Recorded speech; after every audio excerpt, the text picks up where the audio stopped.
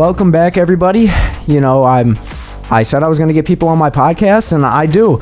I'm here with my boy Tyler from that group chat I was telling everybody about. So Tyler, tell me a little bit about yourself. Yo, what's up? I'm a Bears fan. The best team in the league, bruh. We win in the Super Bowl this season. We gonna go undefeated for the rest of the season, boys. Okay, buddy. Yeah, definitely. Yeah. That is not happening. But yeah, I mean, do you watch like baseball or anything? Not really. I'm more football and waiting for the basketball season to come up. So, who are you a fan of with basketball? Chicago Bulls. Okay, so you're just a full Chicago's fan. All right, I can respect the Bulls. But we're not here to talk about that. We're here to talk about football. So, what game do you want to touch on first? The Panthers versus Lions. So, what's your overall thoughts on the game? My thoughts is the Panthers suck. We would have beat them by 100. But let's talk about some Bryce Young. What do you think happened that game? I just think Bryce Young is not one of those quarterbacks that can compete on a top quarterback level. I mean, his stat line speaks for itself. 25 for 14. 25 for 14. 25 for 41, excuse me. That itself is not bad. 25 for 14. If you 25 for 41. My bad, dog. That's a 60% completion rate, and I said last week you got to throw 50% or more. That's not that bad. But at the same time, 2 interceptions for 3 touchdowns. Like, I get that it's the NFL, but you got to adapt. You've been in the NFL for what, 4 or 5 weeks? What week is it? It's week 6 now. That was his 5th game. Okay. 5 weeks. You gotta be able to adapt. Yes, 25 for 41 is good. 247 yards is decent, but 2 interceptions is. Yeah. I mean, you got to compare him to his counterpart too. Jared Goff, Mr. Goofy Head, only had, let's think, 0 interceptions. He had 3 touchdowns on the day. Yeah, Bryce Young had more yards, but Jared Goff played a better QB performance without a doubt. 20 for 28. That's a great game. Like a few seasons ago, everyone was sleeping on Jared Goff. I still am. I think that Jared Goff is like a top 13, maybe top 10 quarterback in the league right now. Yeah, I can see that. I mean, he doesn't throw interceptions that often. He's led the Lions to 4-1, even though they're overrated. I mean, the Lions put up a worse defensive performance against a worse Carolina Panthers offense than the Vikings did, but the Carolina Panthers still suck. Either way, the Bears would blow them out by 50. Bears would destroy them. They would rip them limb from limb. They cannot stop a run at all. Yeah, you hear that? Hey, talking about the Bears, Justin Fields sucks. Oh, okay. Ironic. Your entire roster sucks. Anyways. Wrong. We have Justin Jefferson. I think he's in the ER right now. Anyways. Nah, you dirty for that. Hey, Justin Fields throwing zero, a donut of interceptions, bro. For the first time in forever. 4 touchdowns, let's go. 40-point game, let's go. 15 for 29, you're smart. What percentage is that? I'm not that smart.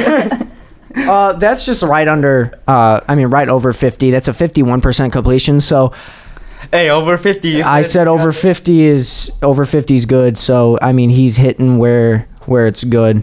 I mean, 282 yards as well. But enough with him. Time to talk about Sam Howell. I mean, he didn't play a terrible game. He just didn't play that great of a game. What's your thoughts on Sam Howell? I think he did decent. Not as good as Justin Fields, my MVP right now. He had. Hey, here's the thing. He had a better rushing game than Brian Robinson Jr. He's a better running back than their number one running back. Who, Sam Howell? Yeah. Oh yeah, he is. How does your leading rusher have less than 20 yards? The Bears defense, they really did a number for Dick Butkus. I mean, good for them. I mean, they played an absolute beautiful defensive performance, and DJ Moore played like prime Megatron. Like, I mean, they said DJ Moore was going to do a change, and I was like, yeah, he will, but not that much. And DJ Moore solidly won this game. I want to point something out. Since we've benched in having played the Chase Claypool, which I believe we just traded him. Yeah, to the Dolphins. We've put up consecutive 20-plus games, I believe.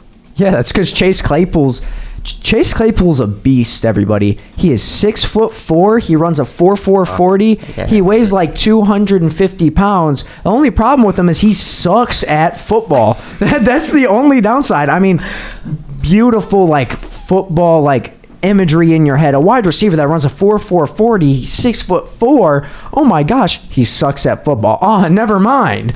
Like, I could play better than him, to be completely honest. And I'm 6 feet tall. I weigh like 190. So you're getting paid millions of dollars to not try at the one thing you're getting paid at. Exactly. That's what I don't understand. I was not a fan of Chase Claypool. He was always a showboat person. He went against my Vikings a couple years ago, and he almost led one of the biggest comebacks in history. But instead, he wanted to point for the first down and flex, and because of that, his team lost. So, I mean, I love Chase Claypool because he gave the Vikings a win, but not a smart football player. Didn't play good at all. I don't know. I mean, the Bears played good, though. The Bears, I'm glad that Bears got their first win of the season. That way they can move away from the number one overall pick. Actually, never mind, because now the Panthers have the one overall pick, and the Bears have the Panthers pick. Yes, sir. Speaking about winning, Bears versus Vikings next week. Hey, we got that win, boys. Yeah, the Vikings got that win, boys. Yeah. Nah, we got that win. Yeah, if Justin Jefferson's out, who knows? But you can't really say that because the Vikings played the Chiefs, and the Vikings played the Chiefs better than the Bears did without their starting wide receiver. And also, the Vikings should have gotten that first down. That crucial first down off of fourth. They said, nope, not a penalty, when there should have been 4 penalties: holding, pass interference, illegal hands to the face, and unsportsmanlike conduct. Let me add something real quick. This guy during the class was talking about penalties the entire time. He was complaining the entire time. Didn't Travis Kelce go down too? No, Travis Kelce went down and then he came back. Okay. Yeah. But, you should be able to come back during that short time. What, Travis Kelce or Justin Jefferson? No, you guys should have came back, won that game, and now look. How are we gonna travel like 70 yards in like 73 seconds? That's not gonna happen with 0 timeouts left, because KOC goes, you know what, everybody, let's use all our timeouts with 9 minutes left in the game. Why would you do that? Hey, you guys already have won the Minneapolis Miracle. Why not make it 2? Well, the bad news is the Vikings have not won in Minneapolis at all this year. You know the reason they haven't been winning? Kirk Cousins, 29 for 47, 284 yards, 2 touchdowns, and 0 interceptions. Well, yeah, 0 interceptions. That's not bad itself, but he didn't play that great of a game. You got to think his number one receiver was Jordan Addison because Justin Jefferson was out the entire time. Justin Jefferson didn't play a bad game because he got out so soon. The Vikings had 0 running game. Kirk Cousins almost had a 300-yard game, too. What are you talking about? Wait, hold up. Let me see something. He was 16 yards off of a 300-yard game. He almost had the same performance that Bryce Young did. No. Bryce Young threw 3 touchdowns and 2 interceptions, and he just threw for like 60% completion. Kirk Cousins, he threw for a way better completion rate. Kirk Cousins threw for 61%. Never mind. It's the same exact number. My point exactly. But the stats speak for itself. He played a better game all around than he did. And nobody played better than Justin Fields in the North. I mean, Kirk Cousins did have more yards. How is that possible? How do you guys have 4 touchdowns and less yards? Hey, we're a screen running team, bruh. Exactly. So Justin Fields isn't that great. You guys just run screens. Nah. Your defenders have they can just stop people, and then your receivers know how to run with the ball. You guys don't really throw the ball. You remember when everybody was like on? Oh, I thought that was Brody for a second. You remember when everybody was like praising Justin Fields because he had like 3 targets? I mean, not 3 targets. He had 3 throws, 3 completions, 169 yards, and 2 touchdowns, all of which were on screens. He threw himself for like 2 yards in total. And they're like, yay, Justin Fields. He did not play great in the preseason. He's not a bad quarterback. He's shown he's a good quarterback because he's had back-to-back 250-plus yard games. He got his first 300-yard game, but he's just not the best quarterback in the North at all. Do you think Justin Fields is still in MVP conversations? Hell no. Really? Hell no. How? He's had 2 good games. Say we win it out, Justin Fields keeps putting up these kind of performances. If he does, it depends how many wins the Bears get to at the same time. Lamar could be in for an MVP season. Kirk Cousins, he's falling off, but he could still win MVP. I'm sorry, but this isn't just my bias. I don't think Kirk Cousins is even close. Well, that's because the NFL hates Kirk Cousins. They hate him. You can't even argue, bro. The NFL hates Kirk Cousins more than anything else in the world. They just do. Here we go complaining about a penalty that happened 15 years ago. Yeah, go ahead. Yeah. So, Kirk Cousins last year was hit super late multiple times, and it was never called. Oh. Justin Fields got hit more than Kirk Cousins, and he's a scrambling quarterback. How? Your guys' line is just that terrible? I'm trying not to cuss. Hey. Nah, okay. I'm gonna stop being biased for a second. I don't think it's our O-line. It's Justin Fields. He's holding the ball for 50 years. How much I swore there. Justin Fields, he's been holding the ball so long every game. So you're actually putting the blame on Justin Fields. This is a shocking revelation coming from a Bears fan. I've never heard a Bears fan go, Justin Fields is the problem. No, they're always like, Justin Fields MVP, baby, yeah. Justin Fields is the best quarterback in the North. He's good. I'm happy with him as my number 1 quarterback, but he needs to learn how to get the ball out fast if it's running, because we saw last season he broke a record, I believe, with rushing. He's not really rushing this season. Yeah, that is true. I mean, he stopped rushing when he started throwing. That was actually my major point with people is whether or not a quarterback rushing makes them a good quarterback. So I had a conversation with some of my friends that was who's a better quarterback this year, and I want to see your opinion on this. Who is a better quarterback this year off of what you've seen? Anthony Richardson or C.J. Stroud? Because I believe Stroud is a way better quarterback. Richardson's a better playmaker. I honestly think it's Richardson. I'm so proud. I think he's the best quarterback in the draft right now. See, I think it's Stroud. Stroud has a way worse O-line, way worse receivers, and he still puts up 300-yard games. Richardson, I think, has a higher ceiling. It's just coming right out of college. I think Stroud has the advantage inside that fact.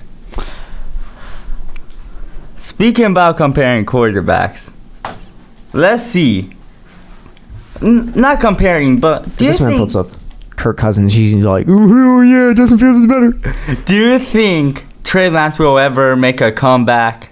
Because he never really got a chance. We can all agree on that. Who's he even on? He's not still on the 49ers. He's on Cowboys. Yeah, Cowboys. Yeah, he's on the Cowboys. Because see, Dak Prescott, one of my friends that was a Cowboys fan said 1 or 2 seasons, and then maybe we test out Trey Lance, see what he can do. Because Trey Lance got injured like in the first couple of weeks last season. He didn't really get a chance. Brock Purdy just showed him out 10 times better. Well, that's because Brock Purdy just played a better QB performance. That's why he's starting for the team right now. I mean, yeah, I would give Trey Lance a chance, but when you have him behind a quarterback that can get it done in Dak, not saying that Dak is a good quarterback, he's not top 10, but he can get it done. So I mean, just because he can get it done, I don't think that you should just like go against Dak. But yeah, I mean, I like Trey Lance. I heard a rumor that the Vikings were potentially going to get Trey Lance, so I think we could have given him a chance, but at the same time, he will play better on the Cowboys. He'll have more of a prosperous career, I believe, because the Vikings, they'd probably pick him up and then get rid of him pretty fast. I mean, the Vikings have Nick Mullins as their quarterback too, which he's not a bad quarterback. He's pretty good. But, I mean, I don't know. By the way, let me point this out. Niners, after starting Brock Purdy, have won 13 regular season games consecutive. Yeah. Yeah, Brock Purdy's not elite because he hasn't shown he's elite yet, but he's shown that he can get it done. But it's hard to not do it. Brandon Ayuk is the best wide receiver 2 in the league. There is no doubt about that in my mind at all. Best wide receiver 2. There's very few guys that are up there with him. I mean, Jalen Waddle, yeah. I mean, Jalen Waddle's up inside that toss-up. Puka Puka's not up inside that toss-up. Puka was wide receiver 1 because Cooper Kupp was out. How did Puka even do? How? I don't even think Puka did that good. Let me look up Puka's stats. Hey, according to my fantasy, he did great. How many fantasy points did he get? Last week he got 14. Well, last week. Oh, this week? Yeah. Let's see. I am on the Eagles. I was like, oh, well, he's not even up there. Puka Nacua had 7 catches for 71 yards. That's not that good. That's not comparing to what he's done before. I mean, at all. That's because nobody's going to be throwing to him. But, like, it's a toss-up. Jalen Waddle is... did I say Jalen Waddle? Yeah, you said Jalen Waddle. Yeah, well, Waddle's up. He's able to compete for that wide receiver 1 spot. So is Ayuk. I don't know if he's the wide receiver 1 this year or if he's still the wide receiver 2. I think Debo is still that wide receiver 1. Wait, you think there's a chance Jalen Waddle could take over Tyreek Hill? No. I'm saying, like, he plays where he could go on a team and be a wide receiver 1. Oh, yeah. That's what I'm saying. That's the same with Ayuk. Ayuk, I'm pretty sure he's a wide receiver too, but Ayuk is a fantastic wide receiver. Debo's never really done it for me. Debo has never been a top guy in my book, even when he was top 5. Technically in the league, he was not a top 5 guy in my book. It's just like how Puka was. I never thought Puka was that great. Yeah, Puka was a good wide receiver. He broke records. But at the same time, you got to think, there's a dude that had a triple crown that's out. I don't think this season, or maybe, yeah, this season, in the sum of last season, I did not have Cooper Kupp in my top 5 at all. I do not think he's top 5. Really? Even when he got the triple crown? Triple crown? Yeah, when he led the league in touchdowns, receiving yards, and receptions. I didn't even know about that. You didn't? No. Yeah, Cooper Kupp was the best wide receiver in the league one year. I'm pretty sure he got second. I think that was 2021 when they won the Super Bowl. Yeah, it was. He had the second most receiving yards in a single season behind Calvin Johnson, and I don't think he had the most receptions because Michael Thomas has 149 receptions at a season. But all around, I think that season he played the best wide receiver performance that anyone's ever seen on the face of football. Justin Jefferson's the best wide receiver of all time, though. There's no debate about that. Whoa. DJ Moore, what are you talking about? DJ Morris had a couple 200-yard games. Justin Jefferson breaks records. Okay. No Hugh A is actually doing good for the Pittsburgh Steelers right now. Georgia Pickens. Yeah, that's because George Pickens will do anything to get an extra yard. I mean, George Pickens literally tried to hurdle a player just to get one more yard. That's determination. Yeah, but it's also not thinking correctly.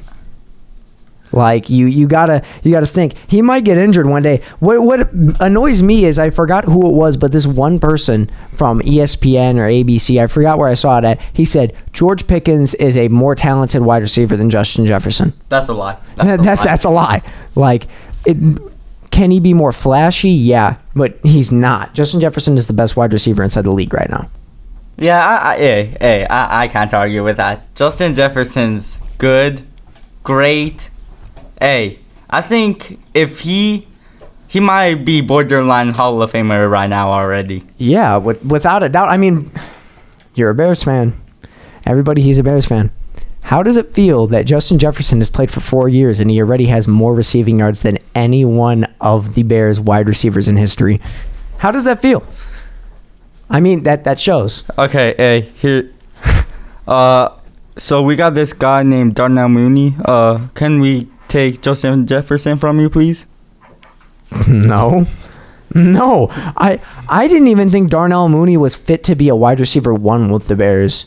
Hey, he's not wide receiver 1. I think at best wide receiver 2, maybe best wide receiver 2. I see him more in the wide receiver 3 role. Yeah, but see, the wide receiver 3 is usually inside the slot, like my boy KJ Osborne is. Like that's a slot guy that'll run. He'll make a flashy play on third down. It usually goes where you'll throw to DJ Moore on second down, but you'll throw to Darnell Mooney on first down. So that's why I don't think he's a wide receiver 3. And that's what you look for in wide receiver 3. You look for somebody that can come in clutch, going inside the slot, and that's just not what Darnell Mooney does. That's more of the best wide receiver inside the league, KJ Osborne's thing.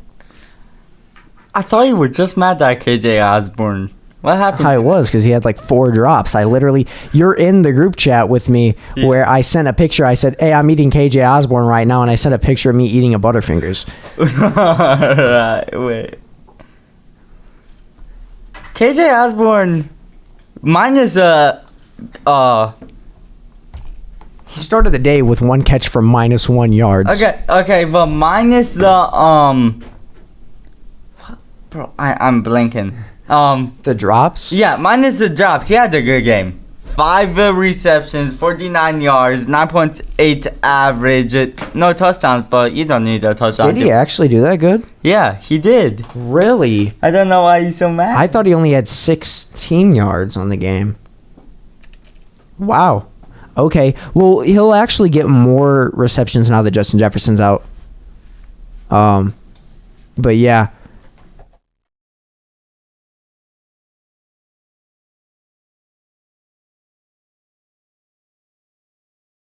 Gotta head out.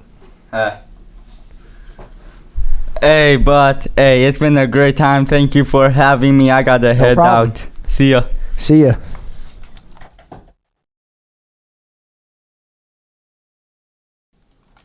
Well, unfortunately, Tyler had to leave. Him and I, we have the same class for 5th hour, and he has a study hall 6th hour, but he still has a 7th hour, so he could not sit in here and record this entire podcast with me, so he had to go to class. So, yeah. But anyway, time for just one-on-one time. Yeah, we were talking about it, as you heard. I am a big KJ Osborne fan. He almost had 50 yards, so, that's not a bad game at all. I mean, that's a spectacular game if you're a wide receiver just coming in. Brandon Powell had another good game to add on for those receivers. He had 4 catches for 43 yards. Who knows? Maybe he can be that guy that the Vikings look for. He could take KJ Osborne's job because Jordan Addison showed off. Jordan Addison showed why he is the wide receiver 2 for the Vikings. But when you look at all the games, all of them combined, it's not been a bad weekend for really anyone. I mean, you look at it, the Bears, they didn't really expect to beat Washington. I'm glad that they did. The Jaguars beat the Bills. I take that back. The Patriots do regret. The Patriots got blown out. They got suffocated. They did not play good at all. At all. They played horrendous. Nothing can constitute that. Their quarterback threw less yards than Justin Jefferson usually gets per completion. He throws less. Neither quarterback had that great of a game, but one just easily outweighed the other. But anyway, since my Vikings aren't going to win last weekend, hopefully they can win this next weekend against the Bears. I mean, I'll be devastated if they don't. Let's talk about the other Minnesota team, the Minnesota Twins. So I've been getting more into baseball. Just wait until I can get one of my friends. His name is Jackson on here. Jackson is a really intelligent person when it comes to baseball, and him and we will sit and we'll talk about baseball. But the Twins knotted up. The record now for each team is 1-1. They are all knotted up in Game 2. Game 3 is held in Minnesota. We will see what the Twins can do. If the Twins take the lead, there is a good likelihood they will win this series. The thing I do not want to see is a Rangers-Astros World Series. I do not want to see both teams making it in. Because if both teams can make it inside the World Series, if both teams can make it inside the ALCS, it'll be a complete disaster for everybody else. Because it's Texas versus Texas. Problem is that the Rangers already lead 2-0, and I'm actually surprised with these MLB outcomes. These MLB outcomes have just been a real big shocker. When I originally watched these games, first day, if you remember, I'm pretty sure I said Orioles, Twins, Braves, Diamondbacks. Diamondbacks destroyed the Dodgers. I have the Diamondbacks winning this series. I don't know anymore about the Braves or Orioles. Orioles are already down. And the Twins beat the Astros, but the Twins are now 1-1. And the Twins have kept it pretty close. In total, the total record is Twins 10, Astros 8. So the Twins have put up more points. It depends when they put those points up. Because I would have been fine if they would have taken 3 points from this last game, moved these 3 points from this last game over to game 1, and then they would have won 7-6. I would take that. A 7-6 victory and a 3-2 victory. I'd take that all day. All day. The best game that I've ever seen the final outcome of, I wasn't able to watch it, is the Game 2 of Rangers and Orioles. Out of left field, it just came in, and the Rangers beat the Orioles again. So who knows? They might make the ALCS. I don't see them going to the World Series.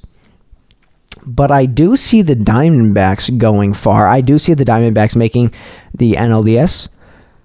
And I don't know. I think tonight the Braves will win. I do. I think the Braves will win. It's Braves are at home. So They need this win right now. But the Twins just had a spectacular game. They pitched great. Besides that one hit, I wasn't able to watch the game, but because of the MLB app, I was able to see how each pitch was thrown, everything like that. You know, a really, really, really fun app. I really love it. But what I saw later in the game, I believe it was the 8th inning. Yeah, it was. In the 8th inning, Alvarez stepped up to the plate with somebody on base, and I said, Alvarez is a hard batter to knock out. He's going to hit a home run here. First play, hits a home run. It's a 2-run homer. Now with 6-2, I was like, oh no, but at the same point, we got those outs in. Out right away at the end. But in total, one of the best games I've seen, because I just started watching baseball. One of the best games that I've seen is the game that Carlos Correa played. Last week, I said nobody's going to stop him from coming in and playing against his former team, and nobody did. This shortstop did not come up short. This shortstop said, all right, you know what? I didn't play that great. Game 1. Game 2, I'm back for blood. He had 4 at-bats, 3 hits, and 3 RBIs. How? Like, yeah, it's common for that to... Not common, but it happens. But how? 3 hits, 3 RBIs. I just think that he can potentially win this for us. The biggest threat that we have to us that's against us is Altuve. That's in my opinion. Altuve had 2 hits at 4 at-bats. He is a big threat. So is Alvarez. Alvarez is another big threat. He's one of those guys that you give him the opportunity, you throw where he can hit it, he's smacking it and that's going out of the park. That's just what I think. I think that he is a guy that's hard to stop. And if you look at it all around, both shortstops for both teams played really good. Pena played great for the Astros, and Carlos Correa played great for the Twins. Just a great game all around. Neither team played terrible. It was more of Carlos Correa played great. Carlos Correa hit a ball and got 3 points. Carlos Correa hitting those balls, if he would have, if nobody else got any, well, they have to get hits. But if nobody else hit the ball like that, I mean, Kyle Farmer had 2 RBIs and Eduardo Julian had 1 RBI. He put up more RBIs than, well, tied RBIs for everybody else on his team combined. He himself hit for more points in a way than the Astros did the entirety of the game. That is what is this point of emphasis on. This point of emphasis is what I said inside the last show was I truly believe that if we have good pitching, we will win. Was our pitching phenomenal? No. Was our pitching great? Yes. There's a difference between great and phenomenal. Phenomenal means, in my opinion, phenomenal is a perfect game. No, not a perfect game, but, a no-hitter, maybe 1 hit, that's phenomenal. They played a good game. They played a great game. In total, did not allow that many hits. I mean, just count them up. They allowed 2, 3, 4, 5, 7 hits the entire game. No, not bad at all. I mean, 7 hits. They had 2 points out of those 7 hits. Not bad. I just think that the Twins can come out winning inside this series. I hope that they do. Another thing that I have to point and touch on, emphasis on, is how the teams are doing inside the preseason. And the teams I'm talking about are the Minnesota Wild and the Minnesota Timberwolves. Now, if you've been around me enough, you know that I'm not just a fan of Minnesota teams. I'm a fan of East Coast teams, but I'm leaning more towards Minnesota teams. I've always been a fan of every team Minnesota, and the Wild have not lost a preseason game yet. I mean, just look at that. Versus the Avalanche, 4-2. Versus the Blackhawks, 3-2. Versus the Blackhawks, 3-2. Versus the Stars, 4-0. They're playing good. And I'm glad that I'm stretching out to be more of a fan. I don't really watch hockey. I've watched one hockey game in my life, but I understand the rules and the entirety of the basis of it. I hope that all these teams play good seasons. I am a Vikings fan over everything else, but I'd rather see my teams play good. I mean, the Timberwolves have not lost a preseason game yet, and they have not allowed any team to go over 100 points. There has only been 2 games. Next game is Saturday, October 14th versus the Knicks. These are all preseason, by the way. But that's versus the Knicks, and let's look to see when their first actual game is. It is October 25th at 6:30 p.m. Central Time versus the Raptors. It's going to be on Ballet Sports North, which I won't be able to watch the game because I only have antenna TV. But I will be excited to see how this team can play overall. I'll be excited to see how all the Minnesota teams play. I'm happy with how everybody's season is turning out except for the Vikings, and the Vikings can easily turn their season around. They can play a very easily winnable game against the Bears, play a tough game against the 49ers, and then they can just keep on winning. 10 wins pretty much solidifies playoffs. That's what they need. They need to solidify the playoffs right here, right now. They played pretty good at home. I complained the entirety of my last hour, but they played good. They played good. The refs were blind, as always. I could ramble on about it for hours, but they played good. Twins played good. Timberwolves played good. The Wild played good. Everybody played good. Everybody executed good. The Vikings were the only team to lose from Minnesota. Pretty good week. We went back-to-back. When the Vikings won 2 weeks ago when they beat the Panthers, no Minnesota team lost. The Vikings lost.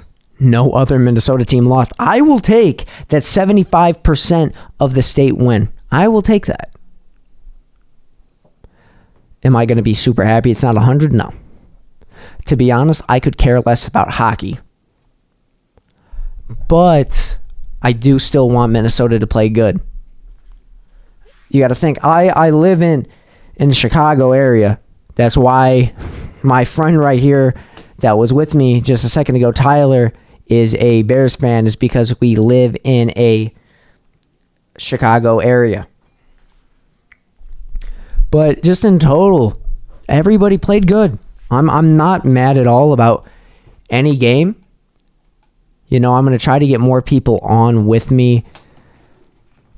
But, I mean, that pretty much wraps it up. You know, we touched base on pretty much everything. We touched base on the Bears game, Vikings game, Panthers game. I just wanted to talk about the Panthers game to say how I thought Bryce Young did not play good at all. I was very upset with how Bryce Young played. I thought he could have played better. I thought that since they drafted him first overall, he won't be a joke, and he did. He played like a joke. But anyway, that's it, everybody. If you do want to catch me, I will be trying to record a video every day, except for Fridays because I work early on Fridays, and the entirety of the weekend because school is not open on the weekend. So keep in mind for that, I'm going to be uploading videos, and I'm going to try to release, like I said, every single Monday, Tuesday, Wednesday, and Thursday. Just give you guys some updates, give you guys some videos. But just in total, thank you. Go Vikings, go Twins, go Wild, go Timberwolves. And we are out, baby.